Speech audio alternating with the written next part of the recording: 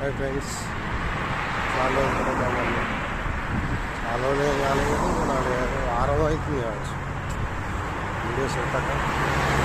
So ఈ weather బట్టి weather అనేది చాలా చేంజ్ అవుతుంది కదా, దానివల్ల ఈ చలికి బాడీ అనేది మొత్తం ఫీవర్ వచ్చేసి మొత్తం బాగా వీక్ అయిపోయింది.